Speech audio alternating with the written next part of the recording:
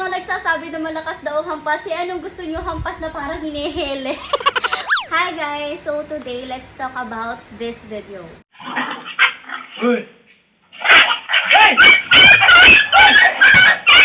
So, dyan sa video na yan yung video na nakipag-away si Brindel sa papi ni Mama Fiona. Tapos sa pag-aawat, dahil nagulat si Kuya Edmar nyo, tinalo niya si Brindel.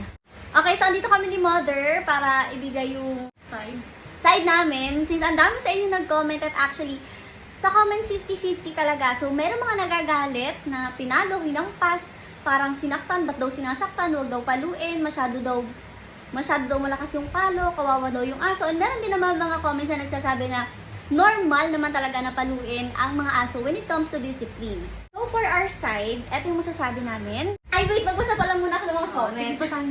So, ito yung mga comment na nabasa ko. Dito lang ako mga natatawa. So, may isa nag-comment, sabi niya, di lahat ng content nyo maganda, minsan tratuhin nyo naman na maayos sa mga aspins. Ako hindi ganyan trato ko sa mga alaga ko, susuwayin, di maayos, di yung hampas ng malala, buwisit. So, isa lang yon sa mga napakaraming nag-comment na galit sila kasi hinampas or pinalo nga natin si Brindel. Pero kada may comment kasi na ganyan, ang dami rin nagka-counter. Hindi okay ang reaction ng mga nandito sa comment. May tamang way kasi ng pagtigil or pag-away or pagkat ng aso. Educate yourself din. Kasi marami kayong dog. Kasi lalo't marami kayong dogs, dapat i-grab sa collar or back neck nila or sa legs nila, hindi yung papalo na napakalakas. Nag-comment naman si Lourdes, ma'am, sa ganung sitwasyon, kukuha pa kababa ng collar para maawat sila. Bago mo sabihin, educate yourself, pag biglaan, di agad yun uunahin. Siyempre, dapat unahin nyo na maawat agad sila. Kahit ba sabihin mo na i-grab sa neck or sa legs, hindi agad yun ang unang magagawa or maaawat ang mga aso nag-aaway. Just saying po, at sa mga vlogs sila, marami silang tinutulong ang mga aspin. Dapat maging mapagmatsyag ka rin bago ka magbigay ng comments. So, nasabi na doon, lahat ng mga gusto din namin i-point out. Unang-una, ayan, sa mga nagsasabi na dinidiscriminate daw namin ang mga aspins kasi walang lahi, kesyo ganyan. Grabe, hindi ko ma-explain kung paano nyo nasasabing discrimination yon dahil lang sa isang video. Kung manonood kasi kayo ng mga videos namin, guys, may bata sa gilid namin habang nag-ano kami. So, kung may maririnig kayo mga enge-enge sa bata yon. Anyways, kung mapapanood yun sa mga vlogs namin, at ang dami rin nagsabi dyan sa comment section na ang dami nga namin tinutulungan na mga aso. Especially aspins. Sobrang dami na namin na-rescue. Not just aspins, pushpins, mga tinatapon, mga kinakawawa. Yung iba dinadalat mismo sa amin para i-give up. Since i-give up na nila at kami na yung bahala sa kanila. Tapos inihahanap namin sila ng forever home. So hindi namin alam kung bakit dahil lang sa isang video. Galit na galit kayo at agad-agad dinidiscriminate na agad yun para sa inyo. Para sa amin, kahit kasi sa amin, kahit sa mga tao guys, at kahit kami habang lumalaki kami, alam niyo ba ang pagdidisiplina sa amin ng mother, kung hindi kami masaway sa salita, palo talaga agad. Totoo yan. Kasi gano'n naman talaga, kahit sa tao, kahit sa bata, wag mo sabihin na hindi ka nakakita kahit ever ng isang batang pinalo ng ina. Ang pagpapalaki mo sa anak mo, kung paano mo disiplinahin yung anak mo, mapatao man yan or mapahayop, ay nakadepende na sa'yo. Iba-iba kasi tayong mga tao. Kung gusto namin na paluin namin yung mga anak namin, papaluin namin. Kung gusto namin na paluin namin yung mga aso namin, papaluin namin. Kung ayaw mo na paluin yung aso mo, huwag mo paluin. Wala kaming paki sa'yo and wala kang paki sa amin. Ganun lang yun kadali. So may kanya-kanya tayo palagi. Lagi tayong may different ways. At isa pa, para sa mga nagsasabi na parang kala mo pinatay na si Brindel. Kaya nga, parang naging kriminal Parang naging kriminal kami sa way na parang pinatay na namin si Brindel. Akala mo nung tanging palo namin is lumabas yung dugo niya sa ulo. Yung palo kasi ni kuya na yon, oo nga, aaminin namin, may kasama kasi siya na pangit. Yun yung tamang word. Nag-ano na rin siya, may trauma na rin siya. Yes. Sa sobrang dami ng pag-aaway. Sobra din kasi talaga mag-away yung punk members namin. So kapag once na nakarinig siya ng away, yung punk members kasi namin kung mag-away sila, duguan talaga. Tapos yung sabihin mo, hihilahin mo dito sa likod, or hihilahin mo sa buntot, same way lang din yan ang pagpalo. Kasi masakit din. Masakit din yan, lalo na kung hilahin mo sa buntot. Masakit din yan, kung hilahin mo dito, masakit din yan. So, parang pinalo mo na rin. Huwag mo sabihin pag hinila mo sila dito, di yan masasaktan. Pag hinila mo sila sa buntot, hindi yan masasaktan sila. And yun talaga yung way, kailangan nilang masaktan para bumitaw sila sa pagkakakagat, lalo kung mag-lock sila. May nakita din nga ako sa Facebook, may nag-post, ano daw yung way. para patigilin yung aso sa pag-aaway, susundutin sa puwet. 'Di ba? Para medyo masaktan sila. May ma-feel sila na sa katawan nila, Meron naman dito. mabaling. Oh, sa tiyan, gaganunin mo. Gaganon. Legit Para yun. masaktan. Masaktan at mabaling yung atensyon. And walang masamang masaktan ng konti kesa magpatayan sila or kesa makapatay sila. Meron pa rin ako nabasa na bakit daw hindi natin din gawin sa husky. Ay! Alam mo yung si Chanel? Nung nag-away si Chanel at saka kinagat niya si Mustang na si Mustang ay papi pa. Yes. Pinalo talaga na yan. Matinding palo rin ang natanggap ni Mustang ni Chanel. And ever since, never na siyang nakipag-away sa mas mali sa kanya. Mula nung Hindi na. pinalo talaga na yun. Dati talaga, diretso kagat siya. Ngayon, hindi. Lalapit lang siya ganyan, magtatapang, pero hindi siya makikipag-away.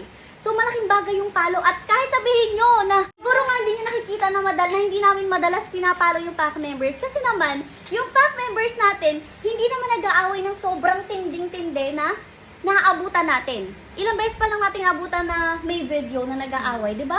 Ilang beses pa lang. So, di nyo nakikita ang pinapalo namin. Actually, ang pack members natin, umihilang ng mali.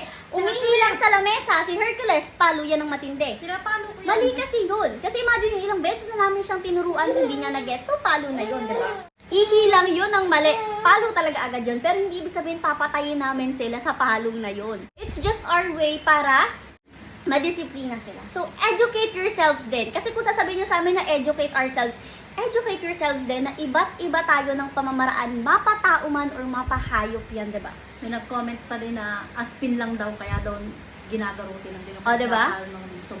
Tingnan nyo sa comment nyo, sino yung nandidiscriminate? Kami o kayo? Kayo na mismo yung nagsasabing aspin lang. Never namin sinabi na aspin lang yan, kaya paluin natin yan. No. Kayo mismo yung nagsasabi at kayo yung nagpupush na kayo yung nagpapalabas na discrimination yung ginagawa namin. Wherein in fact hindi, kasi alam nyo naman kung gaano rin namin kamahal ang mga aspins. Nagre-rescue kami. Pare-pareho lang yung aso para sa amin. Yes, alam nyo ba napakalaking risk ng pag-rescue kung meron kang dogs talaga na ilaalagaan ng sobrang dami, kasi may possibility na yung ni-rescue mo makahawa sila sa sobrang dami or sa ibang mga dogs. Pero ginagawa namin ang pag-rescue pa rin. Bakit? Kasi syempre mahal din namin lahat ng aso, may lahi man or wala. Ang galing lang kasi talaga ng mga tao magsalita, ay porket aspin yung porket feel nilang may point sila. Kasi maraming tao yung talagang totoo namang nag-discriminate sa mga aspins. Pero bakit kami yung sasabihan nyo, kami na nga mismo yung tumutulong sa mga aspins na hindi nyo iniintindi, na hindi nyo inaalagaan, na magkagalis lang gini-give up nyo na. Kami yung nag-aalaga sa kanila. Kami yung nag-iintindi sa kanila hanggang sa kaya namin. Ganyan kasi talaga yung mga tao, may makita lang silang isang mali sa'yo, wala na, sirang-sira ka na para sa kanila. At hindi na nila talaga titingnan, magbubulag-bulagan sila sa mga magandang nagawa mo. Ito pa, may mga comment pa ako nabasa, nakakatawa. At ito yung mga sumang-ayon at ang sabi nila, sila rin mismo ay pinapalo nila yung kanilang mga fur babies. Normal na mapalo or mahampas ng ganun kasi ako na-try kong umawat ng normal na awat sa aso, ang ending ako yung nakagat. Tama. Tama po. Makakagat ka talaga kung aawat ka na parang wala lang, na parang lalay ka lang. Ikaw talaga yung makakagat. Sabi naman ni Lorena Capuno, ganun talaga ganyan dito sa bahay kapag nabibigla ako sa rambulan nila. Ang hirap pa naman awatin. Totoo, sobrang hirap awatin ng mga aso nag-aaway.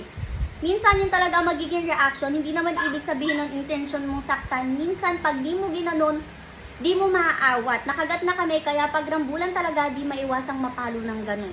Me, every time my dogs got into trouble, sometimes you need to discipline them with force kasi di naman nila matiintindihan masyado kung sesermonan mo lang. Hi, ang mga comments ng mga feeling dog lovers. Totoo naman. OA yung pagka-dog lover mo kung galit ka sa mga tao na nagdidisiplina lang naman sa aso nila. Kasi kung totoong dog lover ka, alam mo kung ano yung pagdidisiplina ng ibang tao, respetuhin mo kung paano nila disiplinahan yung mga doggy nila as long as alam mo namang hindi nila pinapatay. Ito yung pinaka nakakatawa. Nakakatawa yung mga nagsasabi na malakas daw ang hampas. Anong gusto nyo hampas na parang hinihele? Which is true. Ang dami nagsasabi, ang lakas daw ng hampas. Palo lang daw yung disiplina. So kung paluin ko sa Brindle na, oy Brindle, sa tingin nyo, titigil ba yun sa away? Kung hindi siya pinalo ni Kuya Edmar no, hindi yung titigil sa pang-aaway. Hindi Kawawa siya naman titigil. yung tuta. Kawawa yung tuta. Kita nyo naman kung gano'ng kalit yung tuta. Kalahati lang ni Brindle yun. Kung hindi siya pinalo, hindi siya titigil. Kasi pakinig nyo, sumigaw na si Kuya Edmar. Normal dogs, isang sigaw pa lang. Kung sabihin mo man na yung aso mo hindi mo pinapalo, Dapat sa isang sigaw pa lang, tigil na talaga yan. Hindi na makikipag-away. Kaya mo ba yon, di ba? Bihira yung mga asong ganon, lalo na when it comes to away. Kasi pag away, talagang galit na galit sila. So kapag away, talagang mahirap awatin, ginagamitan namin ng force. Hindi naman kami nagsisinungaling na hindi namin ginagamitan ng force. All out naman kami sa inyo kahit sa pack members namin noon pa. Sinasabi naman na ginagamitan namin sila ng force. Kayo lang talaga yung mga ganto nang hindi nyo naman napapanood yung mga videos namin noon. Kaya dapat talaga manood muna, mag-isip muna, huwag mag-judge, huwag magganto masyado. Kasi madalas, mali kayo kapag puro kayo ganito dahil napakadaling mag-comment pero napakahirap para sa inyong manood ng ibang videos namin. Napakadaling man-judge ng mga tao. Okay, so yun lang yung aming masasabi. Alam ko marami lang ang magagalit dyan sa comment section. Pandali na naman pagka-comment dyan yung iba dyan. Nakapagsalita na rin ako, nag-ano ko sa... Yes, sa meron isang din siya sa account. kanyang page. Check yun yung Facebook page ng yon. Yung aking mga kaikikan, yung mga ano... Yes, yun yung para mga random videos niya about sa kanya. Siyempre about din sa pack members, panoorin nyo doon. At least alam nyo din yung side ni mother. Kasi mostly ako talaga yung nag-speak dito. Kasi naiinis rin ako sa mga comments. So, ayun. Thank you for judging us. Ay, joke lang. So, yun lang guys. Just remember na, masabi ko lang sa inyo, never judge. Kasi, sa one video na yon 1% lang yun ang buhay namin. Parang 0.5% nga lang yun ang buhay namin. So, no to judging. Yun nga yung sinasabi na don't judge the book by its cover. Yes. At pangalawa pa guys, sasabihin ko lang sa inyo, may kanya-kanya tayong way ng pagdidisiplina sa ating mga anak at sa ating mga fur babies. So kung kayo hindi nyo pinapalo, wala kaming pake sa inyo. Kung kami pinapalo namin, wala rin kayong